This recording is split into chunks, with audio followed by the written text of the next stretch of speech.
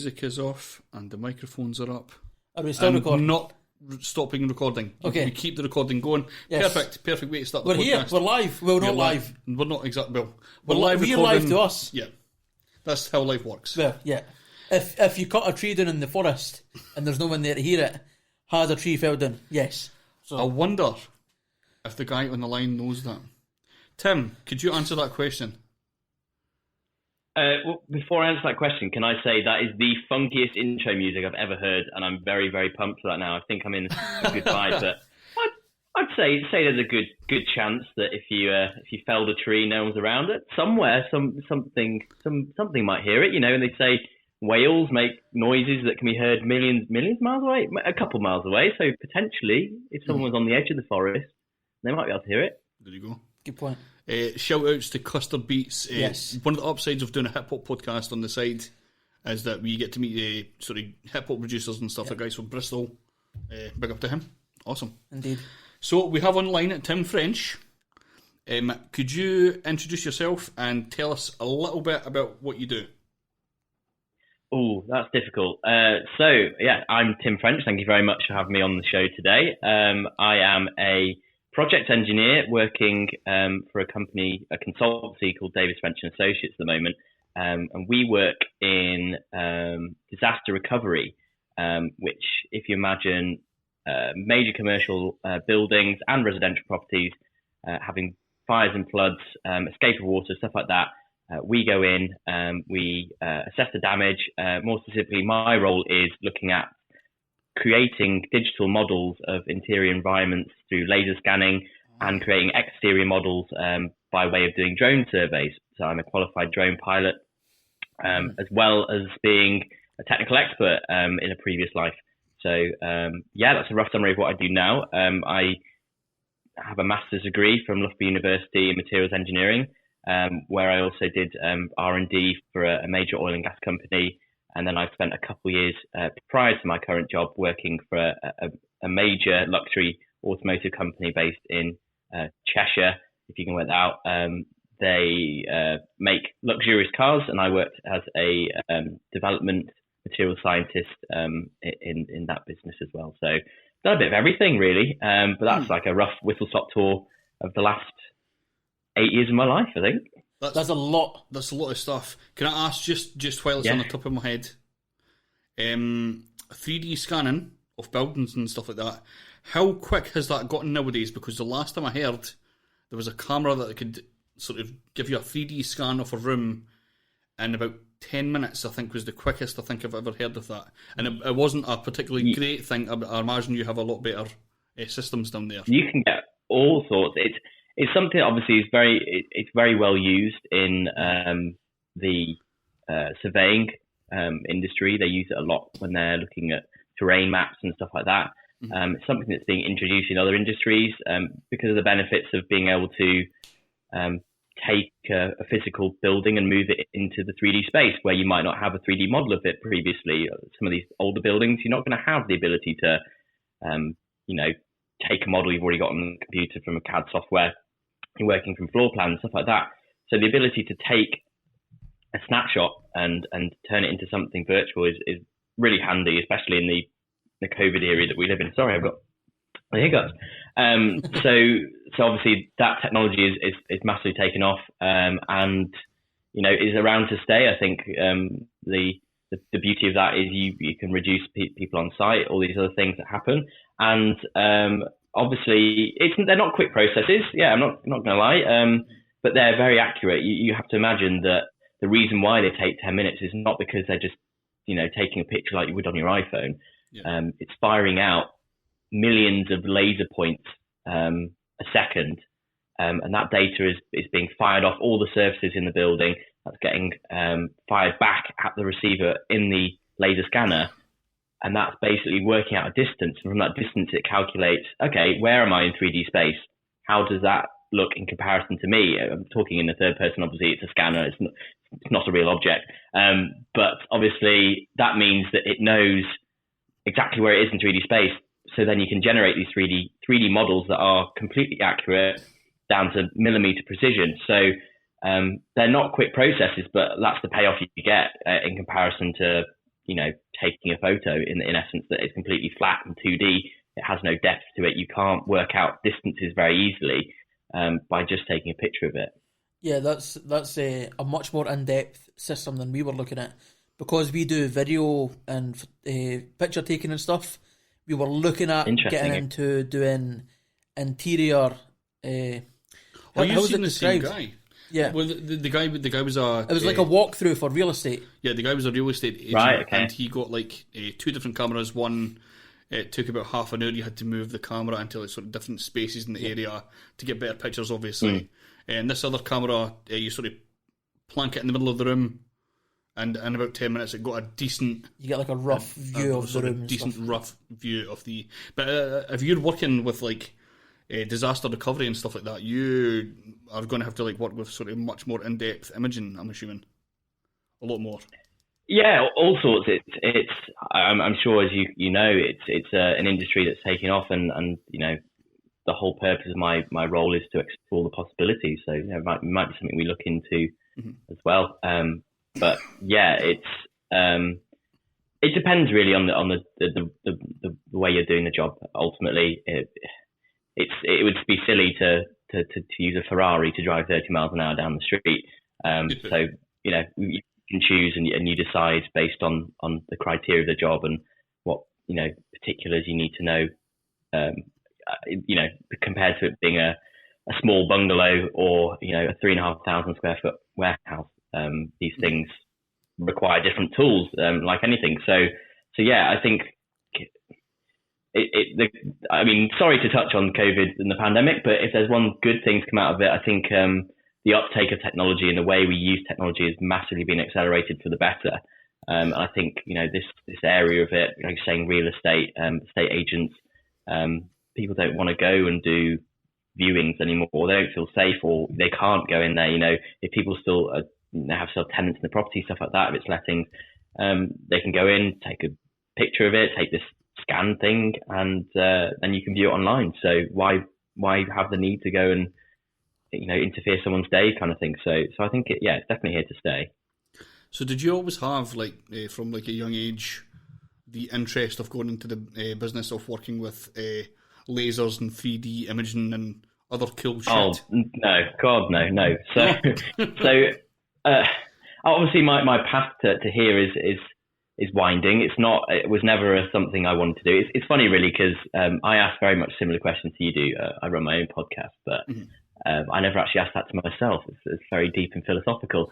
So when I was picking my A-levels and obviously deciding where I wanted to go to university, I think I was in the boat of a lot of people who I have no idea what I want to do in my life, but I don't want to be left behind because all my friends are going to university and they're going to do great things. They know they want to be lawyers and doctors, etc. And I was like, well, I don't know what I want to do, but I know what I'm good at. I know that I'm good at being, a critical thinker. I know I'm good at being creative. And so I picked, design and technology. I wanted to do that side of things. So I did electronics.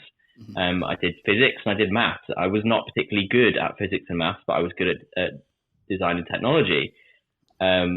Subsequently, didn't do very well in my physics and maths A levels, but did okay in my design and technology. And so when it got to kind of my AS level and started to apply for universities, I was like, well, again, what do I want to do? What am I good at?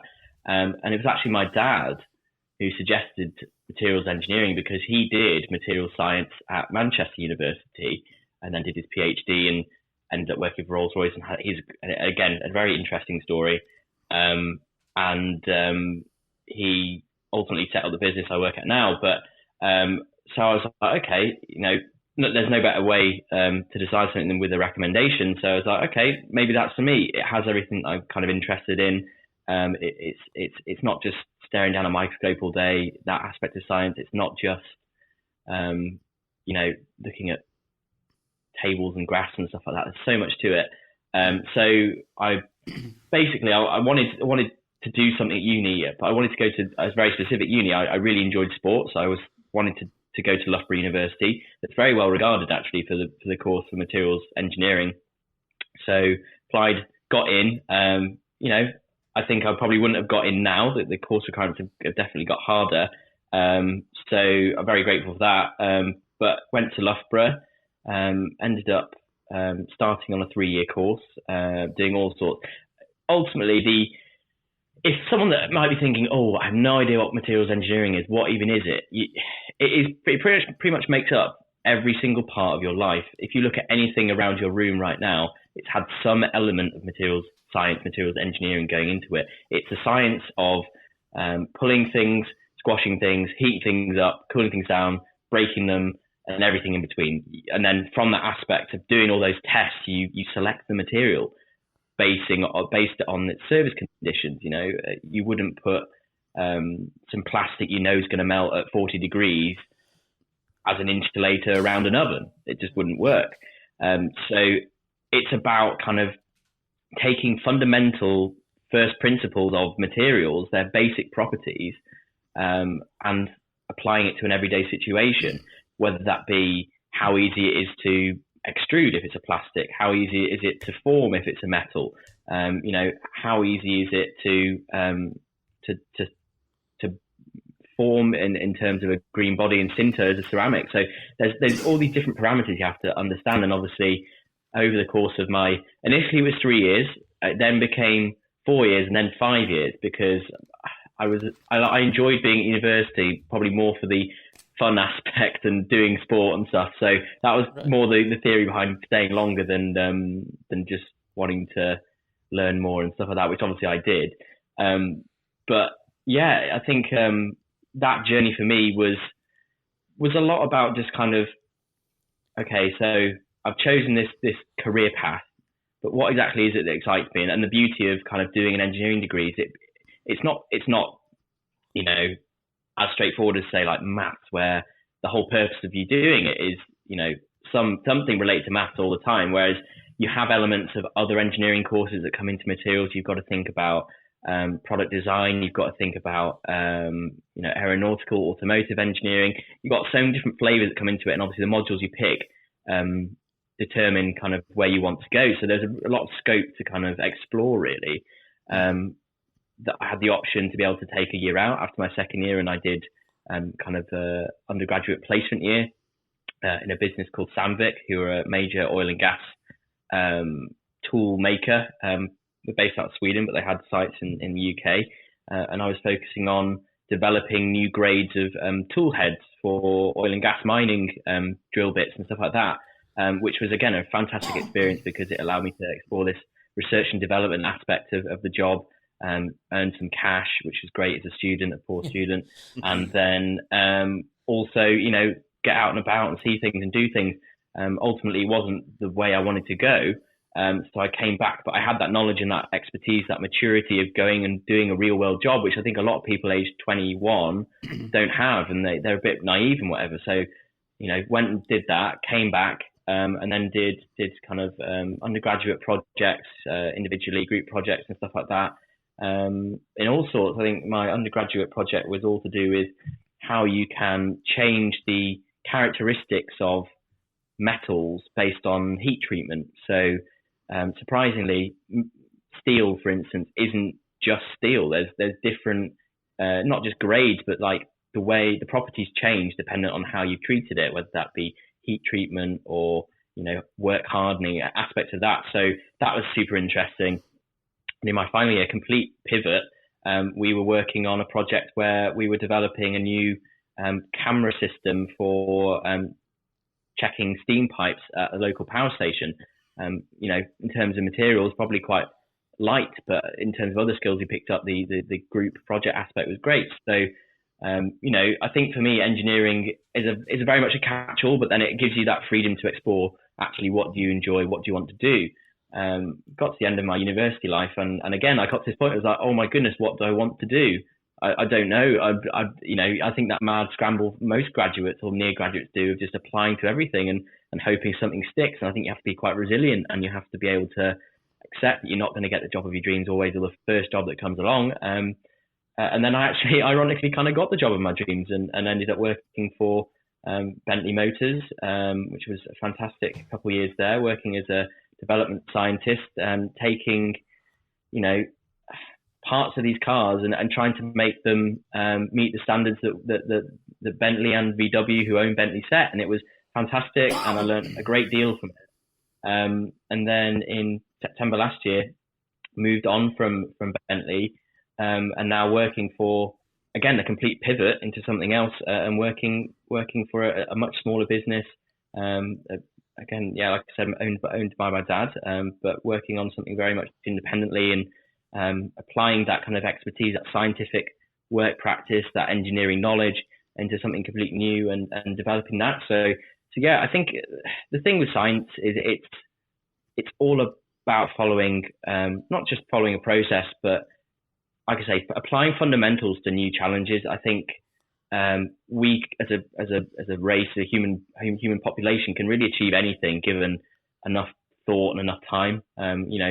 You imagine the things that are happening now, and if you look back to the 80s and 90s and where we were at there, they're unrecognizable. But that's 20, 30, 40 years ago, and you imagine where we're going to be in 40 years' time. So yeah, I think if there's people listening to this and they're a younger audience and they have no idea what they want to do with their life, engineering is a great route to go down, no matter what it is, whether that's chemical, materials, automotive, aerospace, product design, anything like that.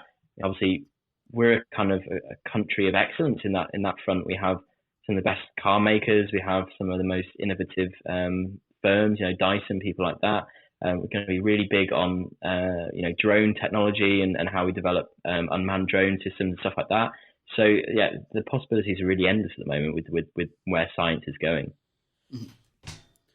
What I love about that, there's so much to cover as well. Is it that you've done so much stuff there, which what I totally love about that is the fact that we've spoken to, Christ, how many scientists? We've spoken to a physicist, an epidemiologist, a virologist, an ecologist, and earlier we spoke to Sam Mackay, who's an evolutionary biologist. Great guy. I think you've spoken to Sam Mackay, haven't you?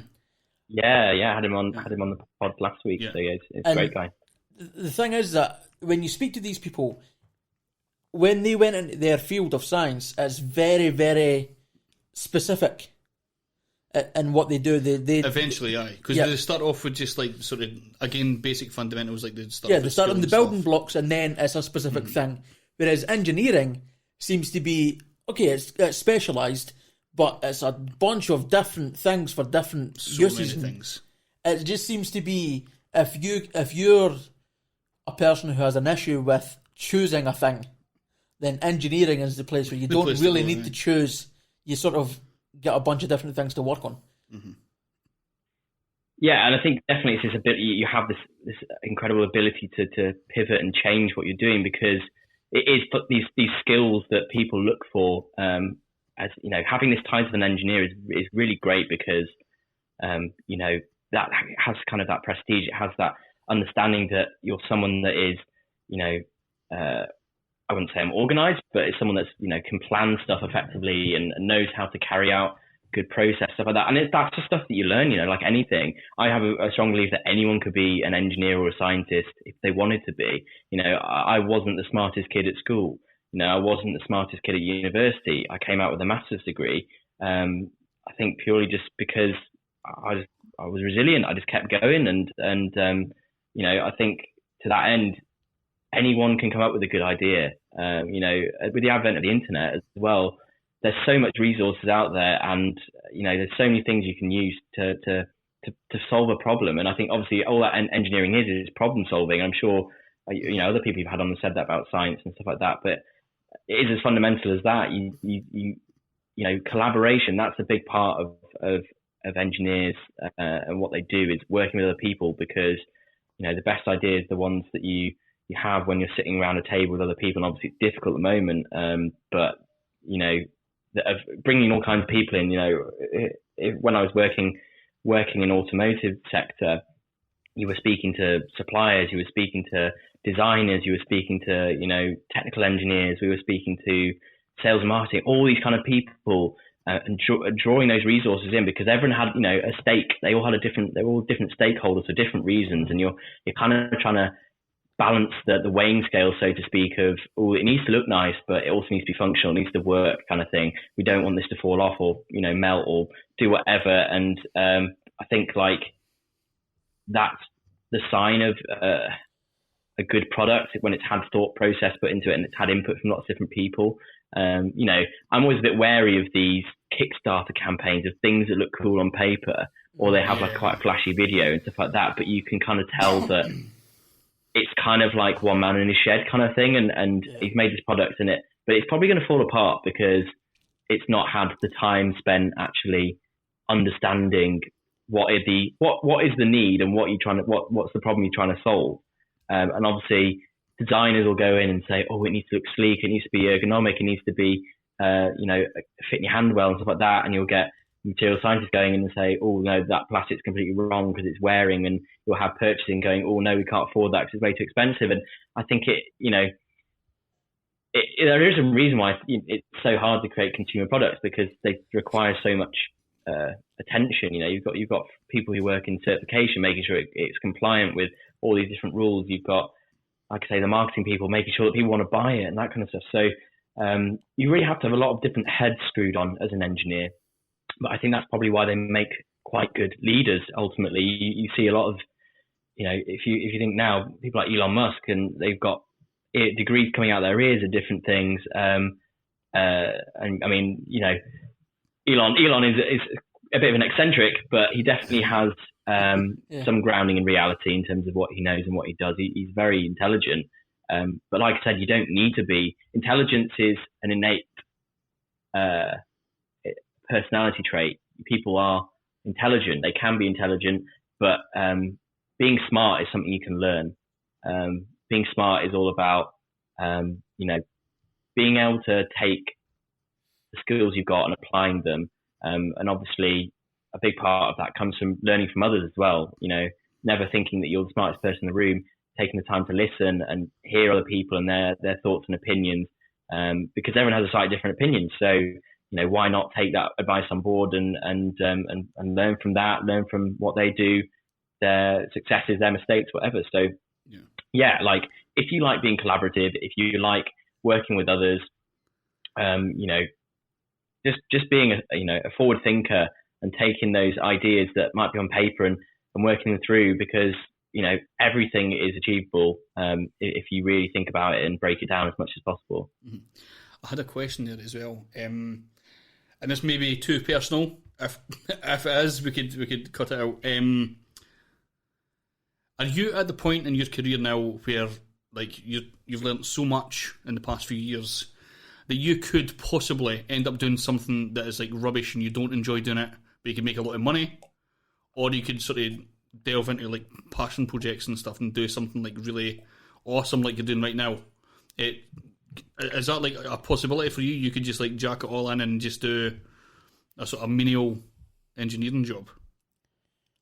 So, I mean, I actually haven't been in the workplace very long. You know, I didn't finish my degree until I was, you know, nearly 24. Yeah. So I'm 26 now. You know, I've been working for, this will be kind of my third kind of real year of working. So to that extent, I don't feel like I've had that much time to really get stuck into anything. But I think like those experiences, like I said, at university where I took that placement, it really kind of helped shape into what I like and what I don't like. And that's really important. And I think the fear when you first get that graduate job, that first job out of university is kind of taking anything and it just, you know, making some money and stuff like that, because that obviously is important.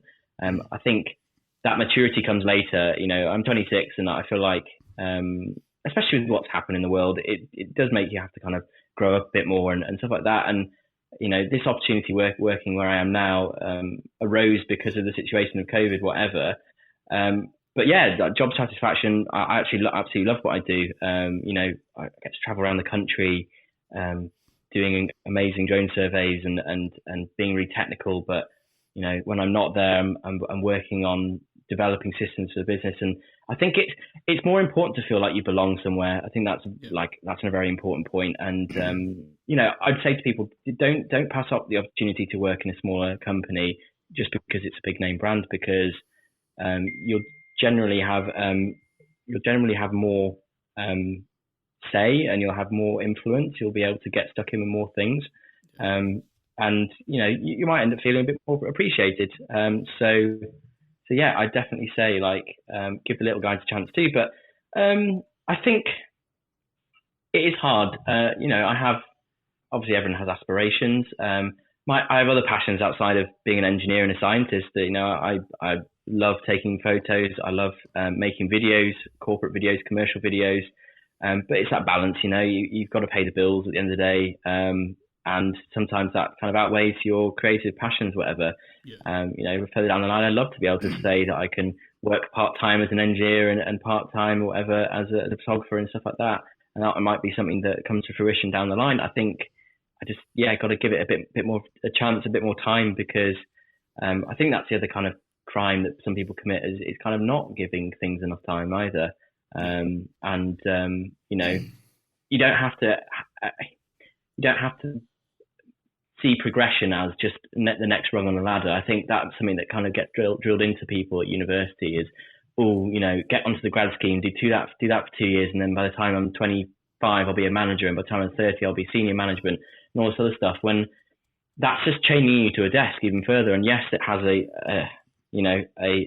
salary bump that goes with it, but does that bring satisfaction? And I think really your 20s are really about exploring what makes you happy in life and what makes you happy in work and stuff like that. So, you know, don't be so quick and eager to get stuck into these rotation graduate schemes that just mean you just get a very rough overview of everything, but don't really get stuck in. And, you know, just, you know, do what makes you happy. I know it's difficult. It's probably very difficult at the moment to even find a job. So I appreciate, you know, people are probably just wanting to feel secure and stuff at the moment, and that's completely fine. But don't feel guilty if you do want to leave either. I think that can sometimes be a struggle, especially when it's your first job. You kind of feel a bit of weight of expectation and a bit of, you know, I kind of need to stay because it's my first start and stuff like that, and it'll look bad on my CV. And yeah, don't worry about that. I think it's your journey to take. No one else can do your career for you. And you know when the time is right to move on, and that's equally as important. So, you know, take the skills that you've learned from your previous job and move into something new. But yeah, don't feel guilty about it. I think that's the other thing I'd say, definitely. Yeah. So I think that I have an idea. I know you hate Kickstarters, but you could take your engineering skills from the past, and I'm going to try and say this without laughing because it is a very serious thing. Oh, fully serious, I imagine, yeah. It's definitely serious. And if you could possibly create... So, you know what I hate? This is what I hate in life. I love that there's a story behind this. There's a pitch here that I'm on Dragon's Den. What I hate in life, and I'm sure the droves of fans at home will agree with me. You know when you're drinking a cup of coffee and you take a drink and then there's... I feel like I already know where you're going with this. And then there's that drip that... Down the side of the mug, at the front of the front. Yeah, if you could invent a mug that doesn't have that drip, so just something that stops that from happening, I think you would be a millionaire. So you're thinking like a saucer attachment that's already on the bottom of the mug? Or are you thinking more like something to do with the lip of the mug? I'm thinking like a lip thing. Like a waterproof thing on the side. Like a waterproof material. Yeah. That when the liquid comes out the sides, the water just drips. Well, there you go. That's what material science is about. It's about finding different ways to do things. Or maybe like an absorbent layer that's like round just below the rim of the cup. Yeah. That like catches the drip and like sucks it back in. Yeah. Perfect. Maybe. Or I don't know. Or some kind of like extraction unit underneath the... I mean, that might be a bit too technical to make an extraction unit underneath the mug. I'm imagining right now like a machine, like a big welder sitting at the side of the table just for this coffee cup. Yeah. But there could be like something that extracts it from between your lip and the outside of the cup and puts it back in another cup. Oh, no. So that you now have 2 cups of coffee. Fuck's sake. No, that's too much. Yeah, I mean, some backwash coffee to knock back when it's gone cold and stale next door. Yeah, perfect. I mean, I'm sure there's people who've invested much time into ergonomic design of cups and whatever. The thing I hate the most is those bloody travel mugs where, like, the hole that's in the lid, that not the one you sip out of, but it has another hole to obviously let the air in so you don't get, like, a vacuum and causes all that glugging. but it's not big enough. So you end up tipping it. You turn it a little bit and nothing comes out. You then turn it a lot and a whole lot comes in and it's like scalding hot. And that really frustrates me. I'm not a bbig fan of travel mugs at the moment. I don't think I've used a travel mug. We're not coffee shop attendees, so I think that's probably where you've not come up. Oh, right, okay. I'm a big tea drinker, you see, so it's definitely more for the commute when I'm in the car. Right. Okay. A little mug of tea, that's what I appreciate in the morning. Also, tins. Tins are a bastard. When you drink like a can of Coke. Yeah. That always goes down my chin. Yeah, or like the sides. For some reason, I don't know what that is. There's like on the lip of the drink, on the lip of the tin, every time you go to take a sip, I always get a drip. Yeah. Is it because I'm childish? And maybe I don't know. I to try and cover like for between that. The ridge of like yeah, that's horrible. It's I saw a video. I saw a video today that's going to horrify you. But it was a bloke who'd like taken a swab off like a Coke can that he just got out of a shop, and he did it on like one of those agar sheets and like left it overnight, and all the bacteria and stuff that had grown on it makes you think like actually you should probably wipe that Coke can before you put it to your lips on a hot day. Thanks. That has ruined my life. You've never ruined my life. You can't drink beer in the same way, can you? This is the downside of liking science, is that you learn things that make you hate life. Too much knowledge. Yeah. Knowledge is power, but maybe too much power. Well, I think the other day we found out how the world was going to end by the end of the podcast, so that was a great ending to that one. What was this?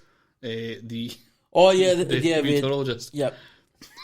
We explained that the world is going to essentially just get burned up by the sun, so that was fun. Heat death, I think you said. Heat death, yeah. Which sounds fantastic. Ultimate heat death of the sun, yeah. Or the virologist was saying, every virus is going to mutate, and we're going to get killed by mutating viruses. Do you have any death stories for us? Yeah, how are we going to die in an engineering world? Oh no, self-driving cars.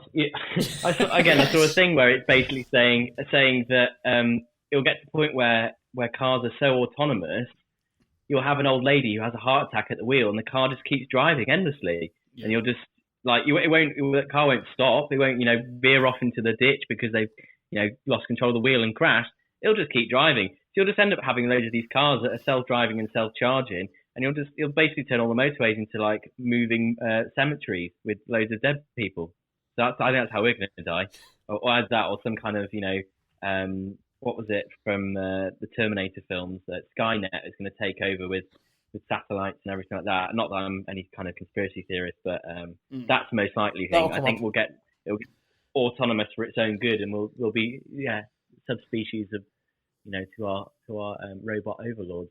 I'll be honest, I thought we had already reached like peak depression, but you seem to have upped it. Over the edge. What he's done is he's created a Black Mirror episode, which is awesome, with just loads of self-driving cemetery. Oh my god! Right, okay, perfect. Yeah, that's right. Because automatically my head went to, they'll run out of petrol. No, they're not going to. No, because they'll just keep charging. They'll got petrol. Aye. They'll keep going back to the destination, back home, and just keep travelling round and on a loop forever. Yeah. And then how do you stop that? You can't stop that. You need it's inevitable. There you go. Oh no. You're going to stop asking these questions. Well, that's before the heat death happens, at least. That is before heat death, yeah. That's when all the cars will stop, heat death. And then the inevitable, all bacteria will become one. And we all fucking die from that. Yeah, that was a crazy story. He was talking about how they're going to genetically modify bacteria to fight shit bacteria that exists somewhere else. Like, cool, bacteria wars, brilliant. Just bacteria That's going to end We've really got to the point of we're going to exhaust our antibiotics in the next 100 years or something, because they'll become so immune that we won't be able to fight any bacterial infections because all our antibiotics are rubbish. Now they're having to bore into the centre of the earth to find cultures of bacteria that have been alive for millions of years, but we've never detected, just to be able to make new antibiotics, because basically we ruined it for ourselves yet again. Oh, we're brilliant, aren't we? Amazing, I love this. Science Month, yay! Oh, yay! So I want to go back a little bit. You mentioned on material science. Is that part of the group of guys that created aerogel, or is that more of a chemistry based? Yeah. Oh yeah, so all sorts of stuff. So you know, obviously the big claim to fame at the moment was carbon fiber, and then obviously it's now completely escaped me. Single layer carbon like structures. I feel like a terrible person. I've forgotten completely what it's called. It'll come back to me in a second. But yeah, I feel like aerogel is obviously very light, isn't it? But very strong. It's used in all sorts. And I think composite materials is where we're heading more in that direction. And yeah, again, like thinking of everyday examples of where these things will be. I had a guy on my pod a couple of weeks back, a good friend of mine from university who works in 3D printing, and he was saying how a lot of parts in airplanes and stuff now are going to be 3D printed because you can reduce the amount of material needed. You can make much stronger, kind of very organic shapes that you can put into airplanes. And obviously the whole point of being lightweight on an airplane is it reduces fuel consumption. So yeah, I think 3D printing is going to be one that massively takes off in the next couple of years as the price comes down, because it's still quite expensive to do that. Yeah. I think maybe on the flip side, we might be looking at how we can utilize natural materials more as well, because obviously we recognize that, you know, most things on this planet are finite in terms of the resources. We're struggling with minerals like cobalt that go in electric car batteries. So trying to find alternatives to that. But yeah, I wouldn't be surprised if we see more natural materials coming in, woods, and trying to be more sustainable with our planet, because that's obviously a big push with legislation on reducing emissions, but obviously generally being more sustainable, because yeah, I think we're at a precipice when it comes to our planet where we've got to collectively do our best to reverse all the horrible effects that we've caused in a very short space of time. If you imagine up until the 1890s, our planet was pretty much business as usual. You know, we haven't really done anything to affect it. It's probably been able to quite easily manage everything. And then in the space of 130, 140 years, we've cataclysmically tipped the scales in the wrong direction, and now we need to do something about it. So, as you know, a collective responsibility of not just the scientists and government to do something. It's the people that create new stuff, you know, reducing our reliance on plastic, creating more sustainable materials, products, whatever. So I think that's going to be interesting as well, is like, how do we replace plastic with something else, you know, whether that's bioplastic, whether that's, wood. Obviously bag taxes and stuff come along means that more paper bags are being used and stuff that's biodegradable. But obviously now with COVID, I saw another horrifying fact that something like 1.3 billion face masks have now entered the oceans. You know, that's a terrible statistic, and they don't degrade. They're pretty much plastic as much as they say paper on them. You know, that again is something that we're going to have to be responsible for. But I think this collective responsibility is something that we're much more aware of and trying to do something about. And obviously, you know, it starts with every one of us. But I think, again, there's so much acceleration that's happened in the last couple decades, with the advent of good internet, with the collaboration, whatever, and just the fact that technology is where it's at, with renewable energy, being able to make, if you can imagine having autonomous drones that drop stuff off to you is something out of science fiction 20 years ago, 30 years ago. So, as I said before, like it's impossible to imagine where we'll be in another 20 years. But I think, there's a lot of interesting stuff coming up on the horizon, really, and stuff that's going to be every day. You know, the big one I think about is, I don't know if you've heard this term, the Internet of Things, but having everything connected in your life. But obviously doing that in the right way, none of this kind of big brother privacy concerns, but having things that, know that you're 10 minutes away, so get the heating on, know that your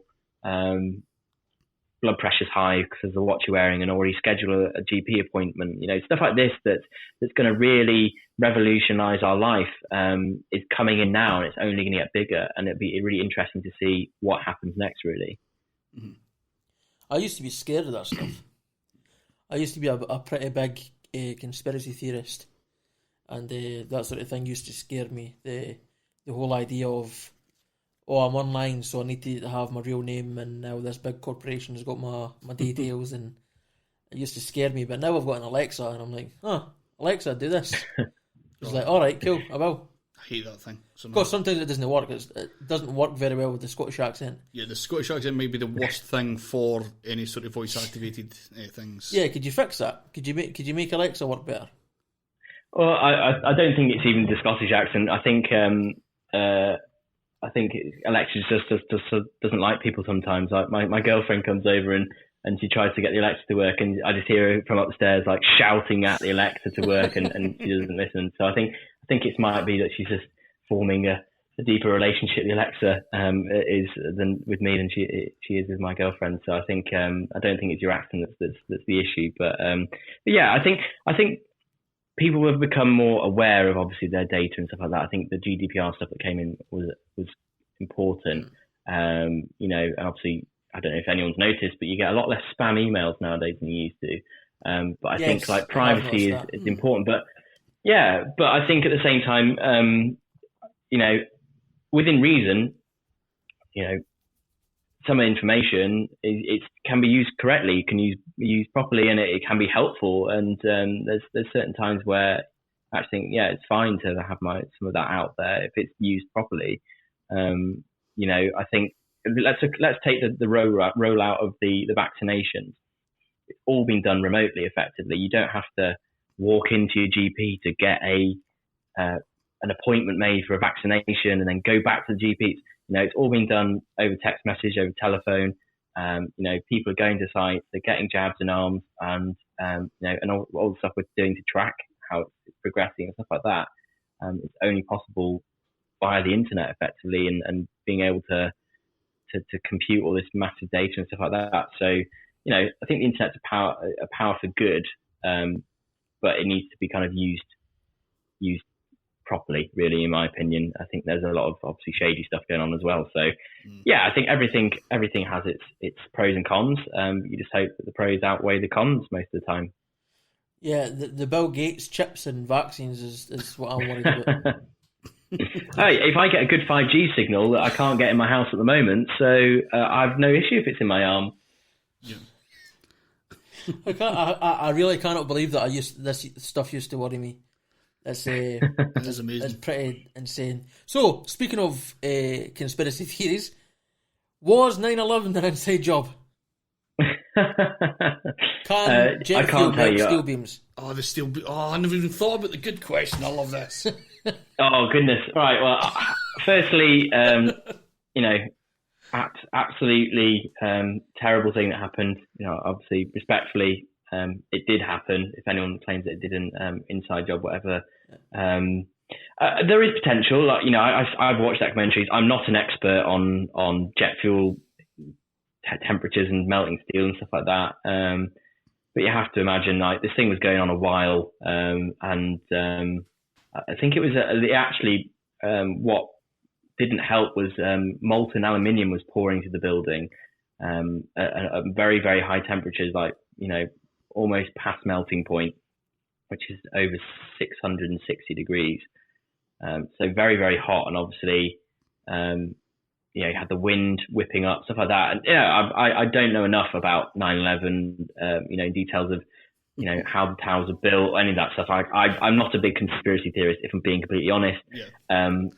But I think people that claim that, it was an inside job might not potentially understand what the importance of, like, what happened is. And I have the feeling that, like, I don't think any country would be so sick and sadistic as to do that to their own people just for propaganda. I feel like they give too much credit to George Bush.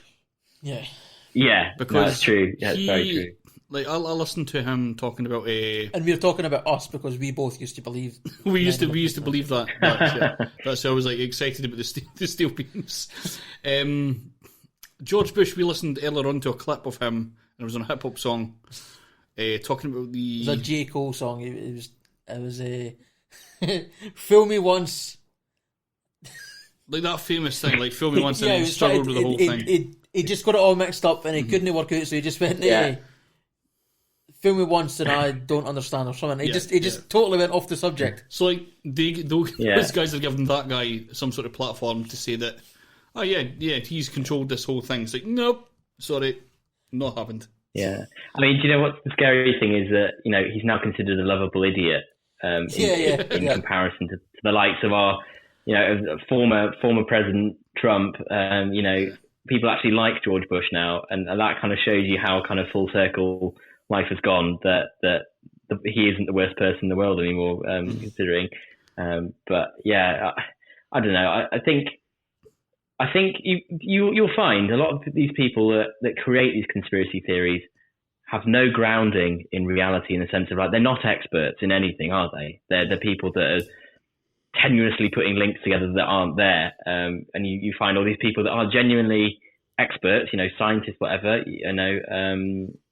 are dispelling these myths and whatever. So try and look to find the people that have got the degrees and the X decades number of experience for the answers, and not Gary off the internet who posts on Reddit too much on conspiracy theories forums. It's the arrogance of them to not know, it's but the assume you know. Effect. Yeah, that comes up in most of these science podcasts we've done. Is the Dunning-Kruger effect, where people who don't know how much they don't know. Have I said that right? And don't care either. They just keep going on.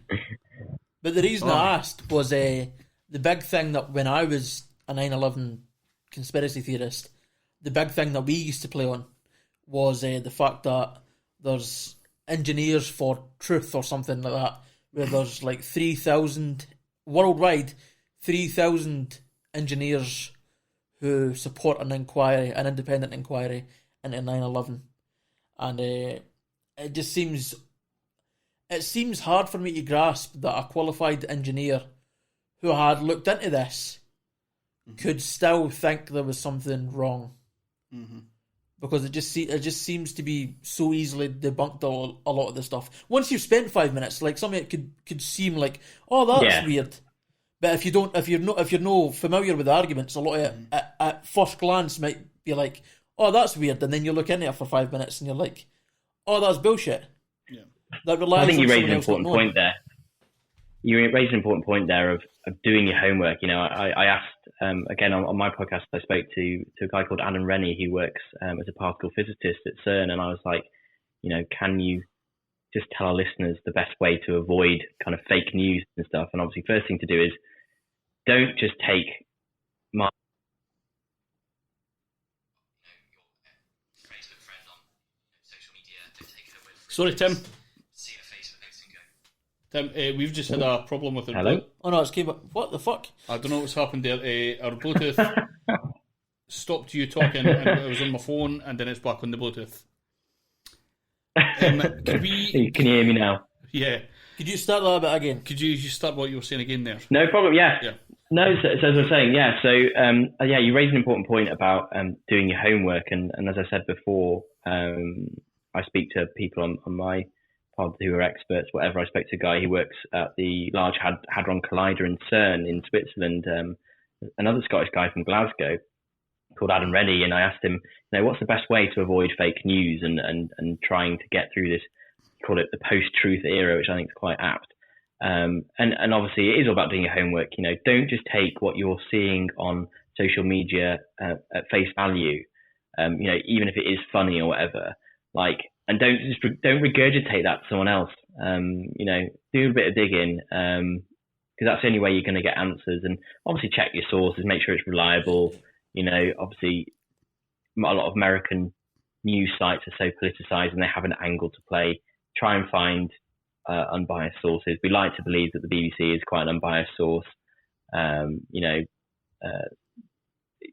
Just really do your homework. And obviously that's the thing with being an engineer and a scientist, is having references, having sources, but then having, a few of them. If five different places are saying the same things and they're respectable, it's more than likely it's the truth. If you're getting, one sample of something from somewhere, you know, and it's probably like InfoWars by Alex Jones or whatever. It's probably not going to be massively truthful.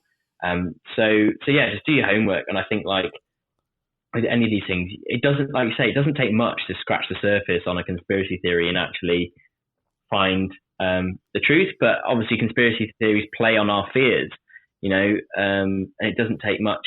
And it does usually start with something very jokey, you know, obviously the joke of, you know, Bill Gates wants to inject a 5G chip to control you in, you know, in the vaccine and stuff like that.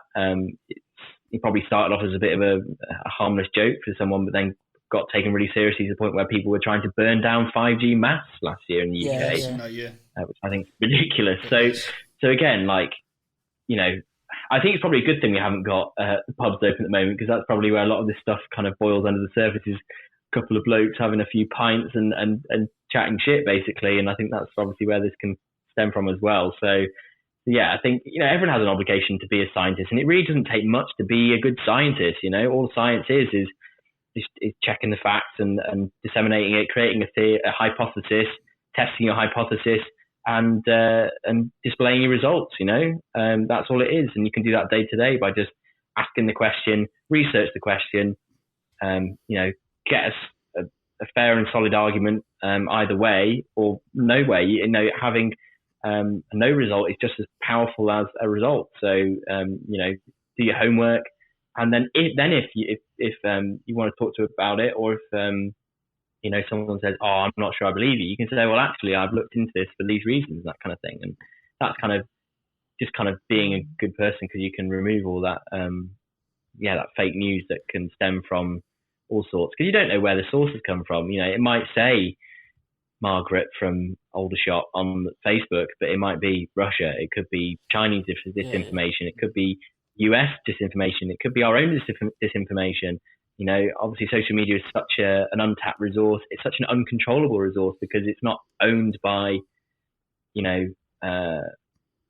a power for good. It's owned by corporations, and you know, they might have their own spin on it. You know, I saw Facebook are going to start their own news feeds, which I think is quite dangerous. You know, as a way to share information and stuff like that, which I think a lot of people probably use, because it's, you know, one of the biggest used websites on the internet. You know, I personally admit I'm not great for it. I look at Apple News pretty much every day, but I tend to find that kind of amalgamates a lot of other news articles from other places and stuff like that. But it's common sense at the end of the day. If it sounds too good to be true, it probably is. You know, that old adage. You know, and you know, just use common sense pretty much. Do you have any questions? Not about engineering, not about science or anything. Right. Is there anything you want to throw in, Tim, that we have maybe missed? Oh goodness. What have you learnt the most over the course of doing these podcasts? I learn how infection happens, which is maybe a weird thing to say.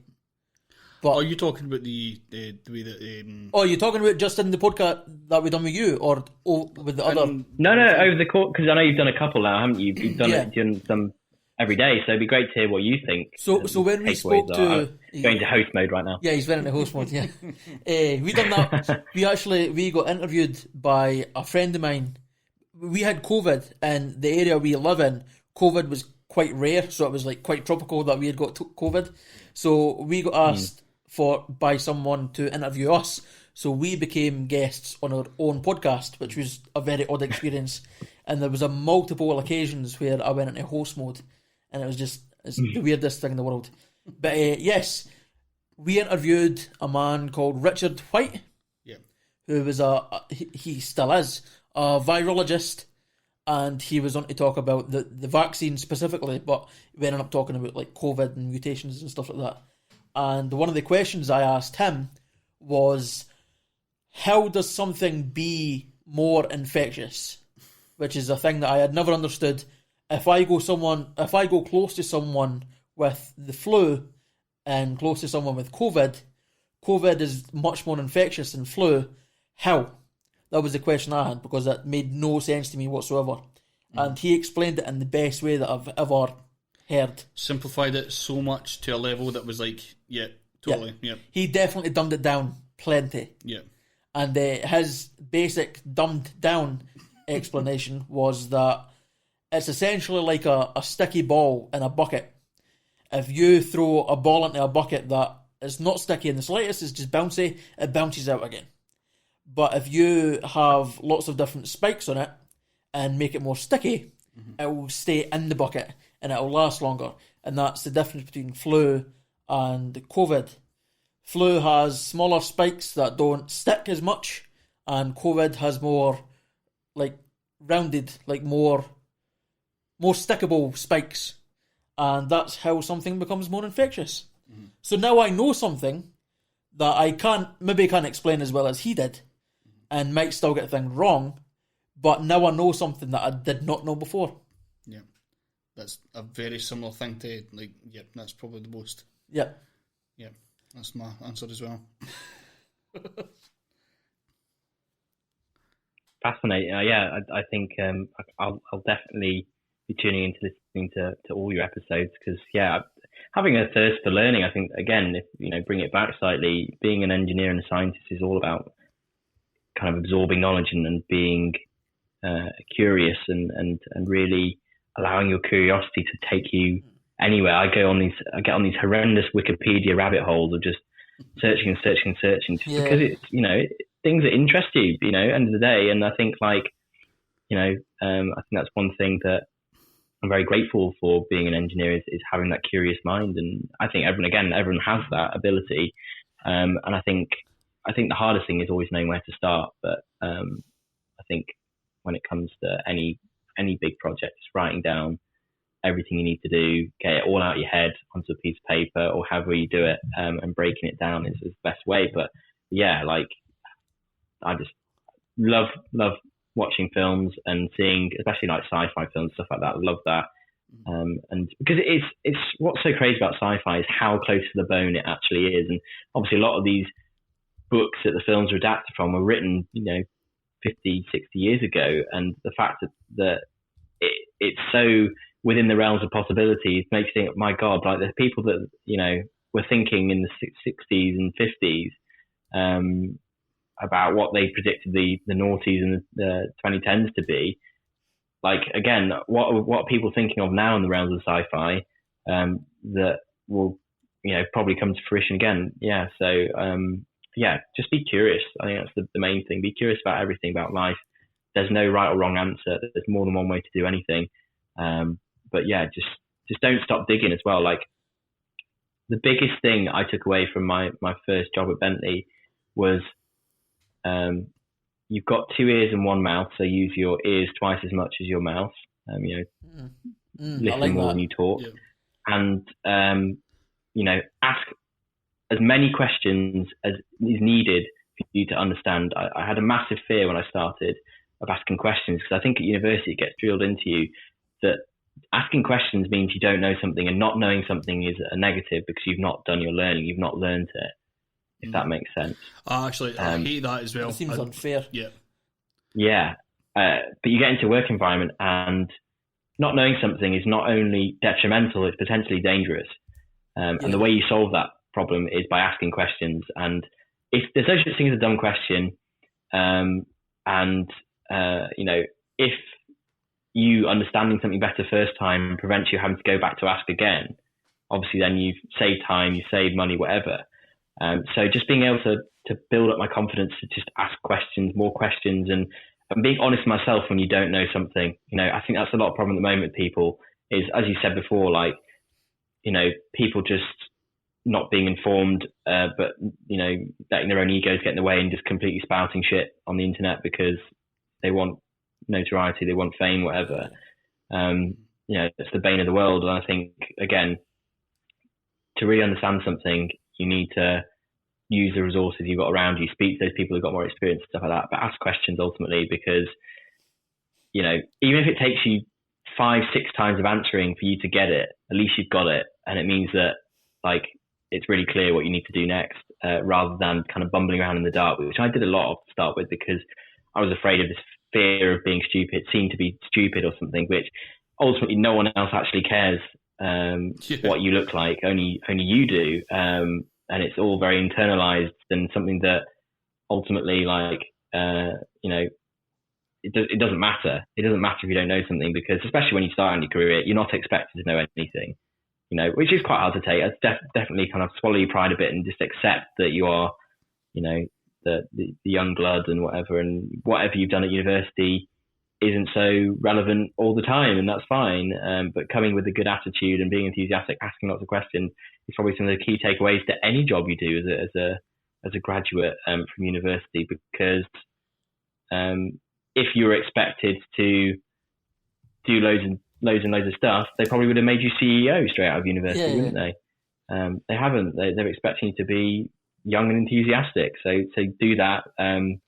But yeah, definitely use the people around you. My dad always says, find the oldest person in the room, find the person who's been there the longest, and learn from them, because they can show you not the shortcuts, but they can show you the things that, how the place ticks. They can tell you, we do this because it's I'm not saying bad habits. I'm not saying do this because it's quicker, but we do this because this reason, this test is important because it tells us this, and really digging down into the problem, and asking questions, and being honest. Again, if you get asked a question and you don't know the answer, don't bullshit.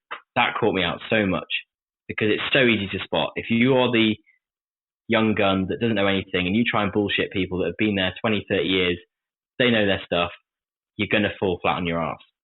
But if you say, actually, I'm not too confident on that at the moment, can I go away, have a think, do some research and get back to you? That massively boosts your street cred. That massively boosts your, in the eyes of your peers, whatever. They think, actually, he's got his head screwed on. He understands that these things take time. And I think there's that issue with university again, is that not necessarily think everything is spoon fed, but everything has a set process. And there's you do this semester, then you do an exam and you get a result. You do this semester, you get another exam and you get a result. You get to the end of 3 years and you get a degree, and everything is set. And it's like, okay, I just need to wait 3 years and then I've got a degree, as long as I pass, kind of thing. And then you get into the world of work and it's like, oh, right, okay. So yeah, this rest of my life, I've got 45 plus years of this to do. And, I like to think that I'm in the first week of freshers at university right now in my career. I'm 3 years in. I've not even got through freshers yet. Maybe I'm a bit further along now. I'm kind of into my second job. Maybe I would say, let's say we're in October of my first term at university, and so enjoy it for that aspect. When you're starting out, enjoy learning, enjoy speaking to people, enjoy being involved and learning from others, and seeing what they do and stuff like that, because there isn't this expectation for you to be amazing. They just expect you to be you and be the person they hired and the person they want to see. And you don't need to impress all the time, because that comes with time. And obviously, yeah, working hard is important and wanting to be proud of your work and stuff. But again, it's not about you. You don't have to stand out and posture all the time like you do at university, because no one's grading you ultimately. As long as you don't fuck up, you're not going to lose your job. If you do well, then that shows as well. So just take it all in. I'm probably, speaking from a lot of hindsight here of everything I did wrong. But again, if there's people listening who haven't finished university yet and thinking, oh God, what's it like? Then just, don't put the pressure on yourself. I think because pressure is the biggest issue, and, pressure that you get from university causes anxiety, and you don't want to pull that kind of pressure through into your work world, because it can be quite rough sometimes. Whereas just being understanding of your own pace, it's a marathon, it's not a sprint, and just manage those expectations. Like I said, you don't need to be a manager by the time you're 30. You might not get to be a manager by the time you're 30, but when you get to the point of them saying, actually, we think you got your management material, there's a reason behind that, and you might be a better manager if you've had a bit more time to understand the role, you become an expert or whatever. So just be open to opportunities that come along, ask loads of questions, be curious, and don't bullshit. There we go. That's probably the big takeaways I'd give.